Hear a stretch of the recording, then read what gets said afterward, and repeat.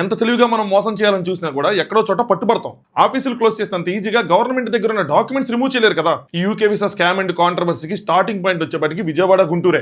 శివ అనే వ్యక్తి last year December లో ఇక్కడ విజయవాడలోనే ఫస్ట్ కంప్లైంట్ ఫైల్ చేసింది. దీనికి సమాధానంగానే నందన గారు అప్పట్లోనే ఒక షార్ట్ వీడియో చేశారు. అందులో ఏం చెప్పారా అంటే, ఆ పేరుతో గానీ నా భర్త పేరుతో గానీ ఇండియాలో మాకు ఎటువంటి కంపెనీలు లేవని, ఆ పేర్లు చెప్పి అక్కడ కొందరు సొమ్ము చేసుకుంటున్నారు అన్నారు. మరి వీళ్ళ కంపెనీలు కానప్పుడు ఇక్కడ కంపెనీ పెట్టింది ఎవరు, ఆ కంపెనీలు రన్ చేసింది ఎవరు, ఆ కంపెనీల పేరుతో డబ్బు వసూలు చేసింది ఎవరు? గవర్నమెంట్ వెబ్సైట్ లోకి వెళ్ళి వాలిడేట్ చేసుకుంటే ఆ కంపెనీ ఇప్పటికీ ఉంది. షాకింగ్ న్యూస్ ఏంటంటే ఆ కంపెనీ ఇప్పటికీ యాక్టివ్ గానే ఉంది. మంచి షాకింగ్ న్యూస్ ఏంటంటే ఆ కంపెనీ డైరెక్టర్స్ గా ఉన్నది ఇద్దరు వ్యక్తులు. ఒకరు నందన గారి అమ్మగారు, ఇంకొకరు నందన గారి అత్తగారు. వాళ్ళే ఎండీలుగా డైరెక్టర్లుగా ఉన్నారు. నందన గారు అన్నట్టు వీళ్ళ పేర్లు చెప్పి సొమ్ము చేసుకుంటుంది వీళ్ళ అమ్మగారు అత్తగారేనా? మా మీద డిఫమేషన్ కేసులతో పాటు వీళ్ళ మీద కూడా ఏమైనా కేసులు వేస్తారా? వీళ్ళు కొందరు అనొచ్చు టెక్నికల్ గా నందన గారి పేరు మీద కానీ వాళ్ళ హస్బెండ్ పేరు మీద కానీ లేవు కదా బ్రో అని. కానీ లాజికల్ గా ఆలోచించండి, అంత పెద్ద వయసు ఉన్న వాళ్ళు ఈ కంపెనీని రన్ చేయగలరా? పోనీ టెక్నికల్ గానే మీకు ఇంకో పాయింట్ చెప్తా, ఇది ఒకసారి వినండి. పేరెంట్స్ డైరెక్టర్స్ గా ఉంటే వాళ్ళ కంపెనీ ఎలా అవుతుందని మీరు అందరూ అనొచ్చు.